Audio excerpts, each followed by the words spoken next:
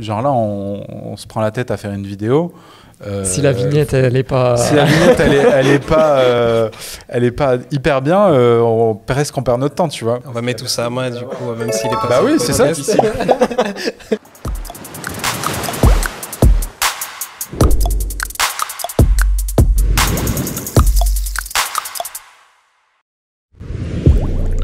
Fédérer une communauté autour de votre domaine d'expertise ou de votre passion. C'est ce à quoi appelle Mo. Cet humoriste vidéaste et maintenant producteur de talk show mixe ses deux skills et réussit à pousser les autres à développer leurs shows et podcasts. Studio Majorel accompagne votre entreprise sur votre stratégie de contenu et vous permet de créer une communauté autour de votre marque. Salut. Salut. Tu vas bien? Ouais, très bien.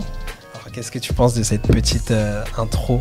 Très sympa, merci beaucoup, très parfait, rien à redire. Ça décrit bien. En même temps, tout ce qu'il y avait à redire, je l'ai redit juste avant, donc faut pas le dire, faut pas le dire. On est passé par plein d'étapes depuis le lancement il y a 1 an et demi, et aujourd'hui on arrive enfin à bien définir ce qu'on fait. Parce que tu peux tout faire potentiellement, c'est ce qu'on se disait en off, dans la vidéo, tu peux tout faire.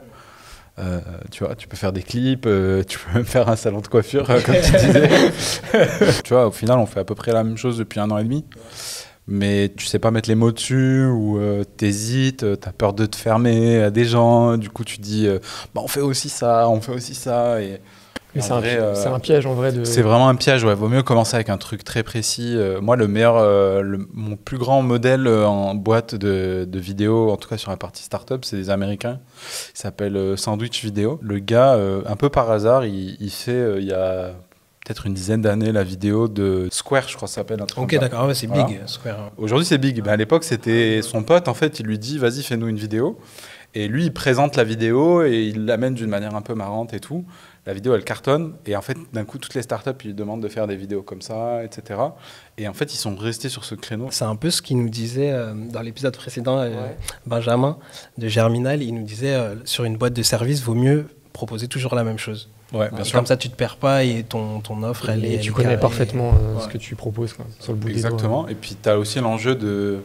si tu veux commencer à te structurer, avoir une équipe, etc., si tu pars dans tous les sens, tu peux pas avoir une équipe qui fait tout, tu vois. Nous, on a un réalisateur, une personne pour le son. On n'a pas de monteur, par exemple. Parce qu'on a fait ce choix de faire que des vidéos qui sont montées en direct, dans les conditions du direct.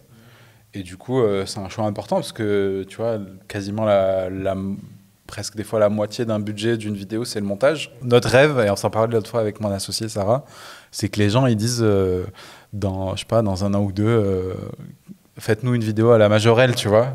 D'avoir votre patte et... C'est ça, exactement. Et donc, pour trouver ça, il faut prendre un axe et s'y tenir et l'améliorer. L'hyper-freelancing, je ne sais pas si tu connais. Non. C'est en gros, c'est un Américain qui a créé une méthode qui... C'est assez logique, mais qui permet de nourrir une boucle. Et en fait, tu commences en freelance, tu fais tes prestations. De ces prestations, tu as des retours clients, donc tu sais à peu près ce que les clients veulent. Donc, c'est ce que tu as fait, parce que tu as commencé par le freelancing, du coup, c'est ça. Ouais. Et ensuite, tu crées des formations sur le sujet. Et ce qui t'apporte d'autres clients, donc ça nourrit une boucle. Et tu as une troisième boucle où toutes ces informations que tu en tires, tu le mets dans ton produit. Et là, tu as un produit qui tourne à peu près. Donc, tu es sur cette boucle, en fait, qui est en train de créer ce truc-là. Et on a mis longtemps avant de se dire, même on avait peur, tu vois. Tu te dis, mais je vais pas donner toute ma recette, tout ce que j'ai appris. Après, les concurrents, là, ils vont venir, et ils vont prendre ça. Et en vrai, pas du tout, parce que tu as besoin que les gens te fassent confiance. Et pour qu'ils te fassent confiance, il faut que tu leur montres, faut que tu les aides, en fait. Et le contenu, c'est la meilleure manière de les aider. Tu donnes tous tes tips, etc. Puis de toute façon, t'es toujours... il y a toujours un décalage entre tu vois, les trucs que tu as réalisés, que tu as notés, que tu proposes aux gens, puis les choses que tu apprends au jour le jour. Tu vois, je suis toujours en avance par rapport à ce que je dis dans les vidéos. Donc petit à petit, on a bossé aussi un peu au Canada et là-bas, on a vu ce phénomène des podcasts un peu en avance par rapport à la France, où ils avaient déjà la vidéo en fait sur les plus gros podcasts. Ils étaient sur YouTube en vidéo. Joe Rogan, il est sur YouTube. Même des Québécois... Mike Ward, qui est le plus gros podcast québécois, c'est un podcast d'humour, c'est un humoriste. Pareil, lui, il est en vidéo sur YouTube depuis 6-7 ans et ça commence vraiment à hyper bien marcher. Et comment t'expliques ça, le fait que par exemple, un podcast audio ne suffit pas? Pourquoi, selon toi? C'est l'algorithme. Ouais. Tout est dans l'algorithme. YouTube, c'est le meilleur commercial du monde. Il vend n'importe quelle vidéo. C'est pour utiliser YouTube, en fin de compte, que tu passes par la vidéo. Ouais, vraiment. Parce que, en fait, le problème des plateformes de podcast, c'est que c'est hyper rudimentaire, leurs algorithmes de recommandation. Spotify, c'est les plus avancés et ça reste pas ouf encore. Quand tu compares une vidéo YouTube, en tout cas la miniature d'une vidéo YouTube et la miniature d'un podcast, tu vois qu'il y en a un qui est vraiment fait pour faire cliquer les gens et l'autre, c'est plus esthétique et tout. Tout l'enjeu, là, depuis 1 an et demi, c'est d'essayer de nous d'optimiser au maximum en fait, toutes les émissions qu'on fait pour YouTube pour aller devenir pote avec l'algorithme et qui mettent en avant nos vidéos de plus en plus et arriver, comme on l'a fait par exemple avec une de nos émissions, à partir de 0 abonnés, une chaîne toute nouvelle et au bout de 6 mois avoir 12 000 abonnés et des vidéos, certaines qui font 100 000 vues. D'ailleurs, c'est le défi là, que tu t'es lancé, passer de 0 à 1000, c'est ça? Non, 1000, ça y est, c'est fait. 1000, c'est fait, ok. Ouais, c'est bon, on y est arrivé en 1 semaine, c'est trop bien. C'est 10 000. C'est 10 000, ok, d'accord. Ouais, donc on lance une série de 12 vidéos où justement on présente dans chaque vidéo une partie de notre méthode. Et du coup, on s'est dit, on va appliquer tous ces conseils qu'on donne aux gens pour pas faire marchand de tapis. On se les applique à nous-mêmes dans ces vidéos. Et pour prouver que ça marche, on se donne un gros défi. Et on s'est dit, si ça marche, les vidéos elles vont être vues. Et donc on va arriver à faire 10 000 abonnés. On en vient à YouTube du coup. Selon toi, est-ce qu'une entreprise a tout intérêt à se mettre sur YouTube en tant qu'influenceur? Est-ce que tu penses que c'est l'avenir de la vidéo YouTube B2B quoi? Moi, je pense que c'est déjà le passé, en fait, même. Ouais. Je pense qu'en France, on est toujours un peu en retard. Tu regardes les entreprises aux États-Unis qui ont pris ce pas-là il y a 4-5 ans. Aujourd'hui, elles ont des communautés énormes, hyper engagées sur YouTube, etc. Et donc, c'est même pas un enjeu. C'est genre, si vous ne le faites pas, c'est presque une mise en danger, tu vois. L'intérêt de YouTube, au-delà d'aller capter une audience et finalement, c'est qu'en fait, par exemple, tu vas avoir la possibilité de faire de la pub sur n'importe quel, que ce soit en ligne ou dans la rue, etc. Les coûts, ils sont de plus en plus chers. C'était toujours en concurrence avec les autres, ces systèmes d'enchères là, sur les réseaux et tout. L'avantage d'être toi-même sur ta propre chaîne YouTube, c'est qu'à chaque fois que tu publies une vidéo, tu n'as rien à payer. Bon, certes, au début, tu la publies, il n'y a personne qui la voit, donc tu payes quand même le prix du travail que tu as fait, etc. Mais en fait, l'idée, c'est que plus tu en fais, plus tu as une grosse communauté. Et l'idée, c'est qu'à la fin, tu vois, par exemple, nous, on a certains clients, par exemple The Family, qui bossent avec nous. Eux, ça fait 7 ans qu'ils publient des vidéos à la chaîne. Je crois que sur leur chaîne, il doit y en avoir plus de 1500 ou 2000 vidéos. Et là, quand ils publient une vidéo, il y a un impact immédiat, en fait. Et ils n'ont pas besoin de faire du Facebook Ads, ils n'ont pas besoin de faire tout ça. Il y a déjà la communauté qui est construite. Exactement. C'est tellement un point, en fait, The Family, et surtout Oussama Hamar et Alice, que juste une miniature YouTube sur une chaîne qui a 0 abonnés, où il y a la tête d'Oussama, où il y a la tête d'Alice, elle fait 10 000 vues. Tu peux regarder sur notre chaîne, la seule vidéo qui a bien marché avant qu'on lance le défi là, c'est celle avec Alice. Je crois qu'elle est à 20 000 ou 30 000 vues. Quand tu as une communauté qui te fait confiance, c'est limite plus fort que, je sais pas, par exemple, tu regardes les investisseurs, ils investissent sur des logiciels ou sur un algorithme ou un truc comme ça. En fait, une communauté, c'est encore plus fort parce que tu peux tout perdre. Et regarde Kanye West, par exemple. C'est le gars, à chaque fois, il est banqueroute et tout. Il sort une paire de baskets. Il arrive à remonter. Ouais. Il sort un album. Les gens, sans même l'écouter, sans même voir ce que c'est, ils y vont. Je pense vraiment qu'une marque, juste en créant du contenu qui est soit informatif, soit divertissant, soit éducatif, petit à petit, ça crée une relation de confiance. Et ça, tu vois, ta boîte, elle peut faire faillite si les gens, ils ont vraiment eu cette confiance en toi et ils te suivent, ta communauté, tu peux leur dire allez, on fait une cagnotte, on sauve la boîte ensemble, et ils vont le faire, en fait. Est-ce qu'ils s'identifient aussi à la marque ou à la personne qu'ils ont en face? Ouais, souvent, c'est une personne. Par contre, ça, c'est un défaut aussi que les boîtes ont, et qu'il faut leur faire comprendre, et qui n'est pas forcément évident. c'est que les gens ne font pas confiance à des marques, ils font confiance à des gens. Et avant d'arriver à un niveau de Nike, par exemple, où vraiment c'est la marque, il n'y a pas vraiment, même si il y a Jordan, il y a des emblèmes comme ça, et finalement, eux, ils sont construits sur tellement d'individualité, tous les artistes et surtout les sportifs qu'ils ont sponsorisés, qu'au final, c'est la marque qui a chopé cette aura. Mais la plupart des grandes marques, même Apple, tu vois, encore aujourd'hui, c'est parce que c'est Steve Jobs, c'est son esprit, c'est son... Même s'il est plus là, tu vois. Donc je pense qu'il y a vraiment ce côté où les gens, ils ont besoin d'une personne qui fédère. C'est maintenant, t'as un visage devant un logo. Voilà, avant, t'avais un logo, t'avais Nike, t'avais Carrefour. Ouais, ça c'est fini, il faut un visage. Il faut arrêter de se dire le marketing c'est compliqué, c'est juste revenez à vos grands-parents en fait. C'est des trucs basiques, c'est tu faisais confiance aux gens parce que tu les connaissais, parce que tu faisais confiance à ton pharmacien parce que tu le croisais tout le temps, tu lui parlais, il connaissait tout le monde, il te donnait des bons conseils, etc. Bah, quand tu fais du marketing, il faut faire la même chose.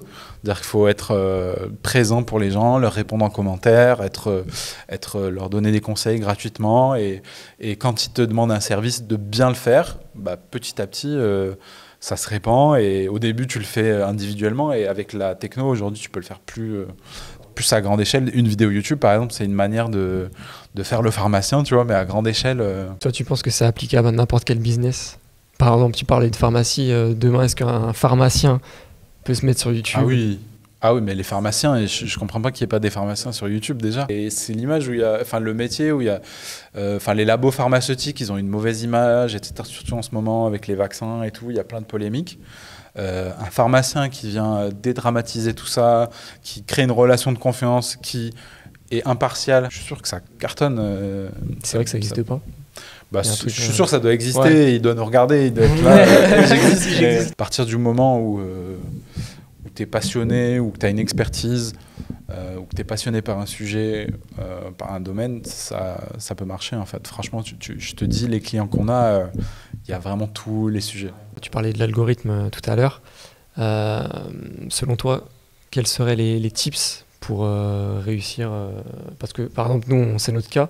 On commence sur YouTube avec ce podcast-là. Ouais. Qu'est-ce que tu donnerais comme tips pour déjà de base, on va dire? Ouais, c'est ça. Bah, la base, elle est hyper simple. En gros, YouTube, c'est un algorithme qui est en gros une intelligence artificielle.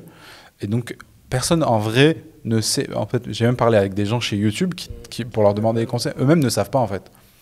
Ils savent en fait, c'est une intelligence artificielle, donc c'est du machine learning, c'est-à-dire que tu lui donnes des objectifs et tu lui dis pas comment faire. Elle va arriver à cet objectif d'une manière ou d'une autre. Donc la manière qu'utilise l'algorithme pour optimiser les vidéos ou afficher telle vidéo ou une autre, en vrai, il n'y a que l'algorithme qui le sait, tu vois. Et c'est dynamique, en plus, ça change tous les jours. Donc la seule chose que tu sais, c'est qu'est-ce qu'ils mettent en entrée comme objectif à l'algorithme. Et cet objectif, c'est que les gens restent le plus longtemps possible sur la plateforme. Et ça, il y a 2 métriques qu'il faut regarder dans tes statistiques. C'est quand la vidéo s'affiche pour quelqu'un, combien de pourcentage de personnes cliquent dessus, le taux de clic. Et donc ça, qu'est-ce qu'il faut optimiser pour avoir ça? La vignette et le titre. Et donc après, ça c'est du copywriting. Donc c'est quelle histoire tu racontes avec ta vignette, avec ton titre. Est-ce que tu arrives à créer un mystère qui fait que les gens ont envie de savoir? Est-ce que tu arrives à choquer les gens? Ou est-ce que tu crées une émotion juste avec cette vignette et ce titre? Mais en gros, c'est quasiment 50% du travail. Tu vois. Nous, on commence en fait à... Ah ouais, vraiment. En fait, genre là, on se prend la tête à faire une vidéo. Si la vignette, elle n'est pas... Si la vignette, elle est pas hyper bien, presque on perd notre temps, tu vois. On va mettre tout ça à main, du coup, même s'il est pas... Bah oui, c'est ça.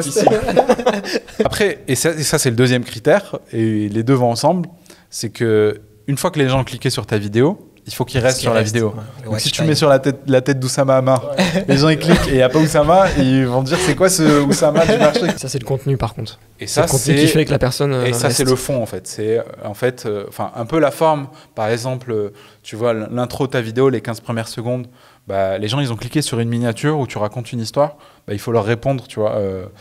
Exactement comme, je sais pas, je prends un exemple pour toi qui est plus dans le business. Quand tu démarches un client, t'as une petite offre, un truc qui par écrit le fait réagir, bah, quand tu l'as au téléphone, il faut que tu lui parles de ça tout de suite, sinon il va te dire mais attends, par écrit tu m'as parlé de ça et là je comprends pas où on va, etc. Donc dès le début il faut arriver à l'accrocher et à le capter et à lui faire une promesse assez forte pour qu'il reste jusqu'au bout.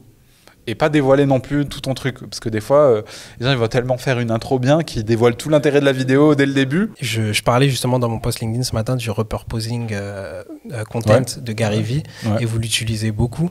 Ah ouais, nous c'était dès le début, c'était la stratégie numéro 1 qu'on a mis en place. On a essayé d'optimiser ce truc-là. Pour ceux qui ne connaissent pas l'expression repurposing content, c'est le fait de couper une vidéo longue et d'avoir des petits bouts comme ça hachés, de pouvoir les utiliser sur différents canaux justement. C'est de prendre les meilleurs moments en fait de la vidéo parce que c'est quand tu crées du contenu très long comme nous, c'est obligatoire en fait si tu veux ramener du monde sur une vidéo d'1 heure, même si la miniature elle est bien, même si c'est bien ordonné, de base le gars il voit 1 heure, il te connaît pas, il va pas venir. Il faut arriver à le convaincre sur 30 secondes, 1 minute, 5 minutes. En restant sur YouTube. Hein. Là on parle pas forcément, on parle de les LinkedIn deux. ou... Ça peut être sur YouTube, ça peut être sur LinkedIn, ça peut être ta newsletter, ça peut être Instagram. En vrai c'est... Mais tout ramène à YouTube. Mais tout ramène à YouTube, c'est ça. Le problème, c'est que cette idée, elle est bien, mais si tu regardes par exemple Gary Vee qui a popularisé cette technique, c'est qu'il va jamais publier en fait un extrait de la vidéo de lundi en fait. Il va toujours se faire en fait une bibliothèque de contenu et qui va sortir intelligemment.